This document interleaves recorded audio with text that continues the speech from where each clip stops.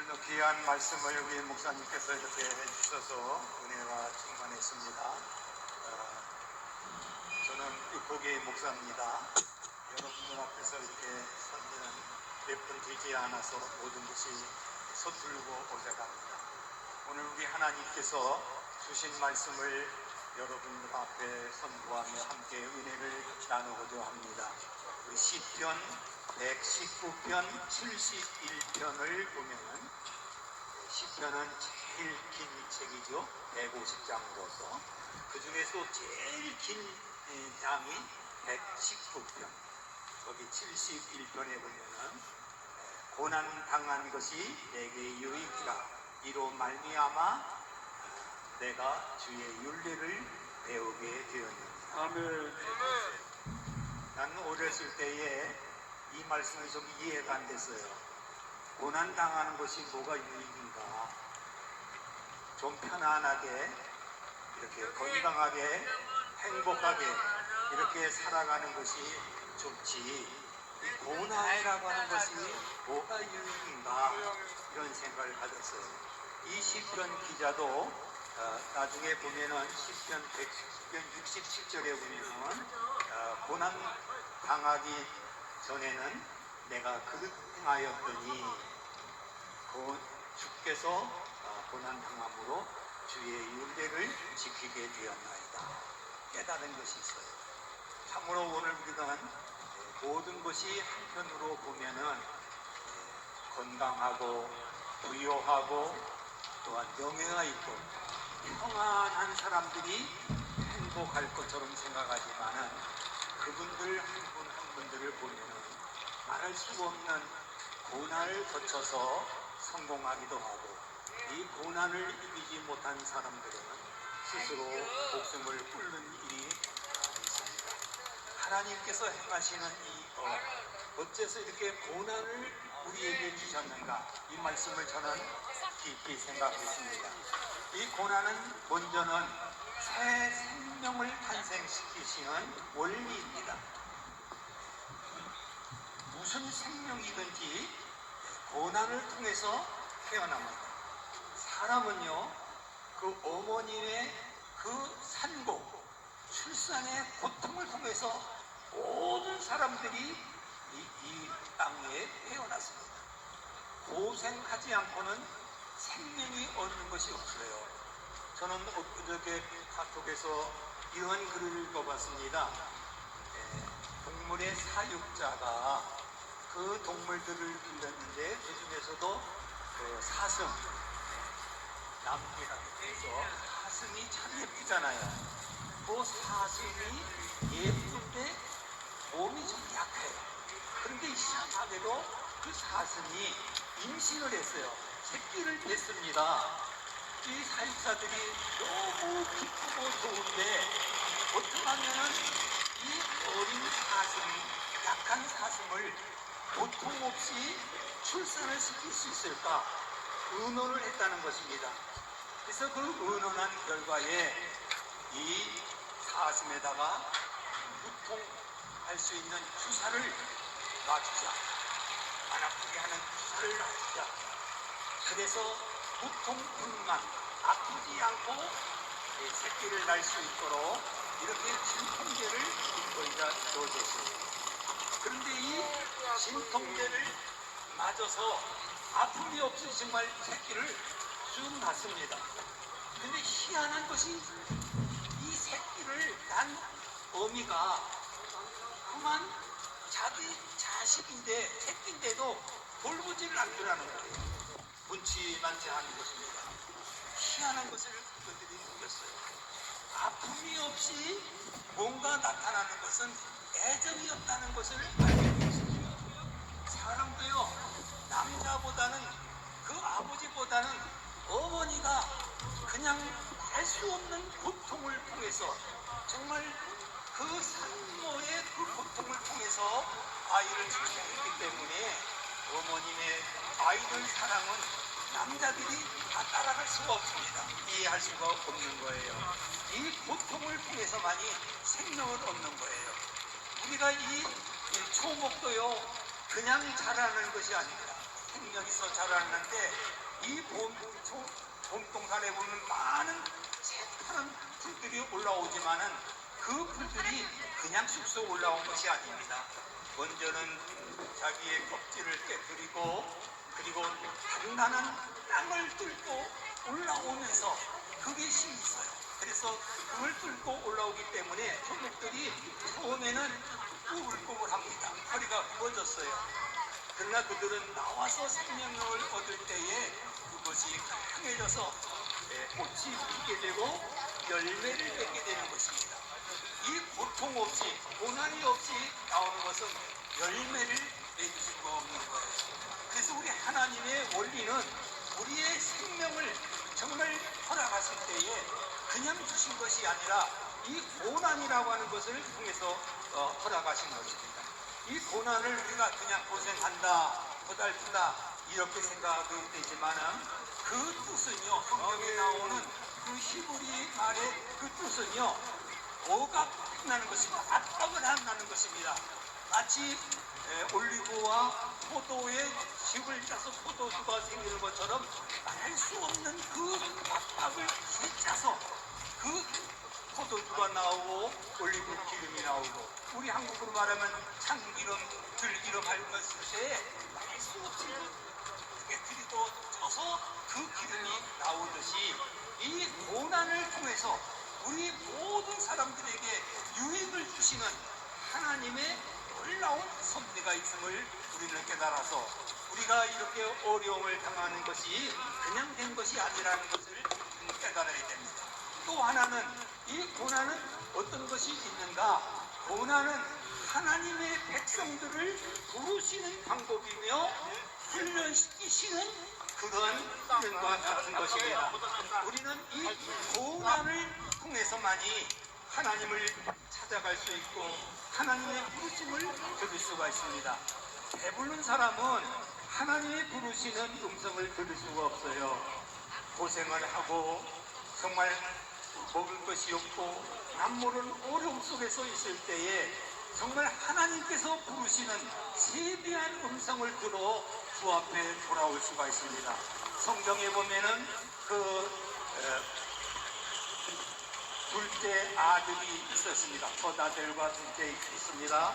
그런데 이 둘째 아들이 그냥 아버지 앞에 가서 내게 돌아올 유산을 좀 주십시오. 그걸 달라고 그랬습니다. 사랑 많은 아버지께서 그러한 요구를 다 들어줬어요. 그러나 이 돈을 가지고 둘째 아들이 나가 그냥 마음껏 돈을 썼습니다. 허랑방탕을 했습니다. 즐길 걸 다 즐겼습니다. 그러나 그것이 어느 정도의 한계가 있는 것이죠. 나중에는 흉년이 들고 돈이 떨어지고 그러니까 돈이 떨어지고 먹을 것이 떨어지고 그러니까 친구도 떨어져 나갑니다. 자기 주변에 모든 것이 먹을 것이 없고 배고픔이 있을 때에 심지어는 동물이 먹는 돼지가 먹는 사료까지도 없어서 굶어 죽겠구나. 고생을 하니까 우리 아버지의 집에는 많은 것이 있는데 부유함이 있는데 내가 왜 이렇게 나와서 이 고생을 하는가. 비로소 배고픔을 알고 고생길을 알 때에 아버지의 사랑을 깨닫게 되었고 아버지가 가신 부유함을 기억해서 이제는 자존심을 버리고 아버지 앞에 돌아왔다는 하나님의 말씀이 있습니다. 오늘 여러분들을 부르시는 방법이 부유 속에서 부르시는 것이 아니라 고생 속에서 남모르는 기가 막힌 다리에서 하나님이 부르시는 그 음성을 듣는 그 풍경이 되기를 바랍니다. 우리는 이렇게 고생을 통해서 얻어지는 인격과 부유함 속에서 일어난 사람들의 천지차이입니다. 고생을 해서 있는 사람은 훈련을 받았기 때문에 그분은 모든 것이 강합니다. 군대라는 것도요 숫자가 많아서 강한 것이 아닙니다. 훈련을 통해서 강한 군대가 이루어지는 거예요. 우리가 한미 훈련을 지금 가집니다. 이 훈련을 통할 때는 말할 수 없는 고생을 많이 합니다. 땀을 많이 흘립니다. 그러나 이것을 통해서 우리가 강한 군대가 이루어져서 나라를 지키고 우리 국민들의 이 재산을 지키고 우리의 생명들을 보호하는 나라를 살리는 지키는 군인이 되는 것처럼 하나님의 백성들도 지금 우리가 몰랐지만 부르십니다. 그 부르실 때에 그 응답하고 올 때 하나님은 오냐 하고 좋은 곳으로만 주는 것이 아니라 우리를 훈련시키고 있어요. 훈련시키고 있어요. 우리 히브리서 12장에 보면은 하나님이 사랑하는 자를 징계하신다고 했어요. 그 징계라는 말을 썼지만 어느 뜻은 훈련이라는 말과 똑같은 말입니다. 훈련시키는 거예요.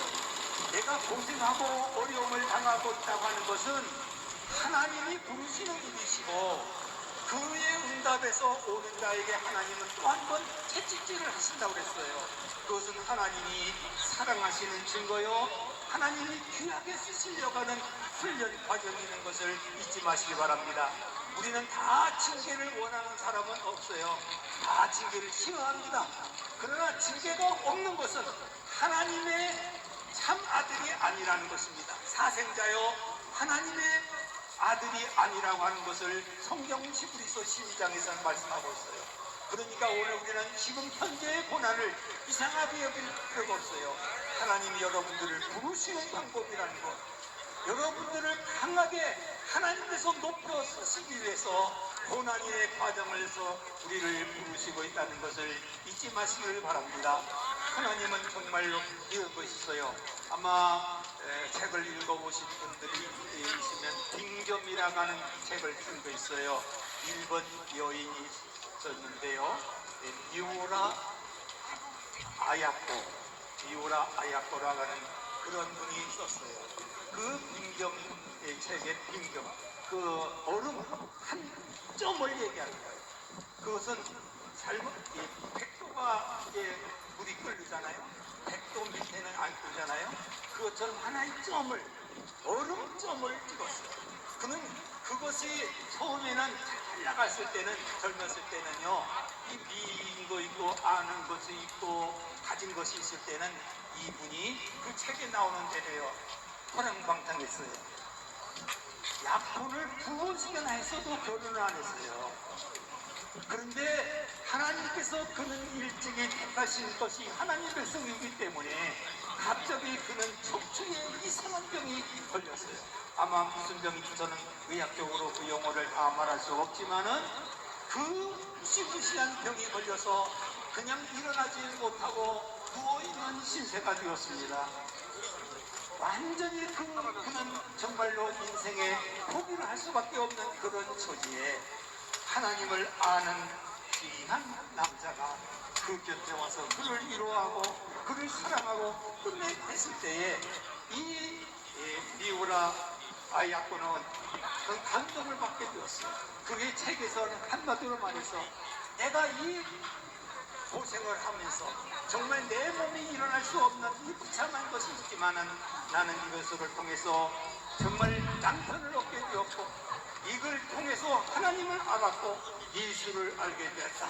그리고 그는 그때부터 새로운 인생길을 걸어서 100권 이상의 큰 작품, 책을 써서 유명한 사람이 되었고 그는 세계의 아름다움에 뭐냐, 내가 고통 중에 정말 어려움 중에 있는 것이 내게 유익이다. 이것이 하나님이 나를 부르시는 방법이다. 이렇게 쓴 책을 아마 여러분들이 읽어보신 분은 알 거예요. 영화에도 나와 있습니다. 우리는 이 고난이라고 하는 것을 나쁘게만 생각할 필요가 없어요. 오히려 좋은 곳에 있는 사람을 행복하게 볼지라도 그분들은 말할 수 없는 그 고민 속에서 지옥 생활하고 있는 거예요. 오늘 저와 여러분들은 비록 이 추운 곳에 이런 곳에 와 있을지라도 이것이 하나님이 여러분들을 부르시는 환경이고 이곳에 아멘하고 하나님 앞에 돌아오는 때에 하나님께서 여러분들을 높이십니다. 여러분들의 생애를 바꿔놓으십니다. 여러분들을 하나님께서 쓰시는 위대한 사람, 다른 죽을 사람을 살리게 되고 어떤 웃음이 터지고 우리는 천국을 바라볼 수 있는 소망이 생기는 것입니다. 또 하나는 우리는 이 고난은 어떤 것이냐, 고난은 구원을 완성시키는 과정이라는 것을 잊지 마시기 바랍니다. 정말로 이 고난은 내게 유익을 주는 것입니다. 이로써 우리는 하나님을 깨닫고 주의 윤리를 배우고 또한 지켜나가는 귀한 은총, 유익을 우리에게 주세요. 우리 하나님은 못할 것이 없습니다. 무에서 정말 유를 창조하시고 말씀 한마디로 천지만물을 다 지으시는 전지전능하신 하나님이십니다. 그런데 우리 인간을 구원하시는 그 방법이 그냥 용서했다, 구원받아라, 천국에 오르라 이렇게 쉽게 하지 않았다는 사실입니다. 하나님의 구원 역사의 그 과정은 고난을 통해서 나타나는 것이에요. 고난을 통해서. 오늘 우리는 이렇게 교회에서 사순절을 우리가 맞이했습니다. 사순절은 부활절 전에 40일 전에 있는 이러한 고난 속에서 우리가 있는데 이 고난을 잊어버린 현대인들이 불행에 가져오는 것입니다. 우리는 너무나도 잘 살고 있어요. 부여 속에 있습니다. 그렇기 때문에 인간성이 더러워졌습니다. 사람을 알아보지 못했습니다. 어른을 알아보지 못합니다. 가난한 자들 돌보지 않습니다. 자기의 배만 채우는 이렇게 악한 자들이 되어 있는 거예요. 그러나 이 고난을 깨닫는 사람들은 배고픈 사람들의 사정을 압니다. 저도 우리가 어려움을 때 철이 들어갔고 인격이 달라졌고 사람이 무엇인가를 깨달아서 정말 우리는 하나님 앞에서 나와서 이 사역을 하게 되는 겁니다. 우리 예수님, 하나님께서 예수님을 보내주셨습니다. 우리 죄인들을 구원하시기 위해서 죄 없으신 우리 예수님을 이 땅에 보내주셨습니다.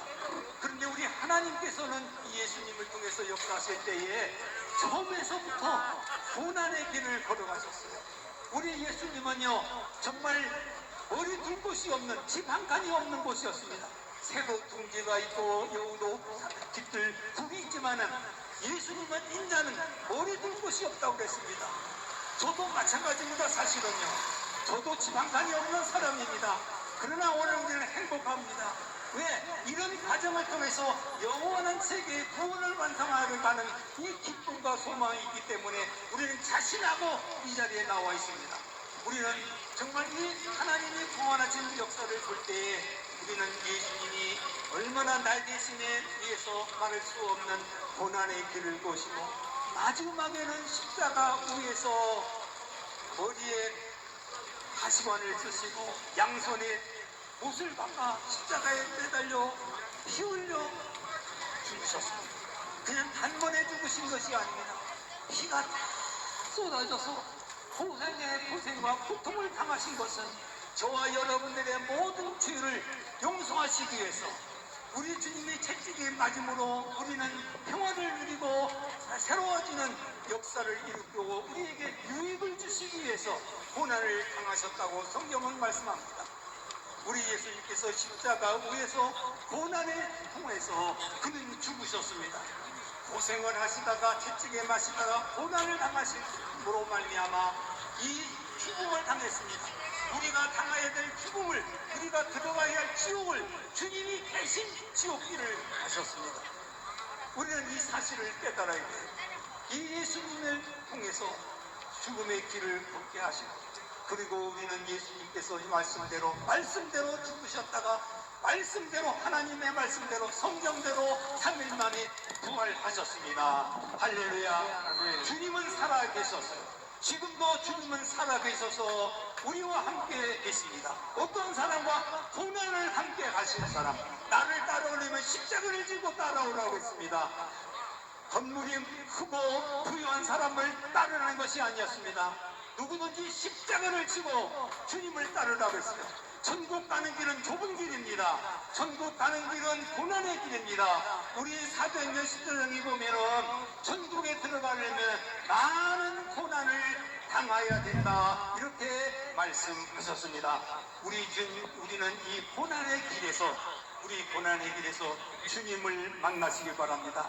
여러분들의 이 고난에 있는 그에서 주님의 부르시는 그 음성을 들으시길 바랍니다. 그리고 지금 현재의 고난을 장차 나타날 영광과 좋게 비교할 수 없음을 깨닫고 우리는 십자가의 길, 좁은 길을 주님 뒤를 따라 찬송하면서 걸어가는 저와 여러분들이 되시기를 주님의 이름으로 축복합니다. 아멘. 기도하겠습니다. 은혜로우신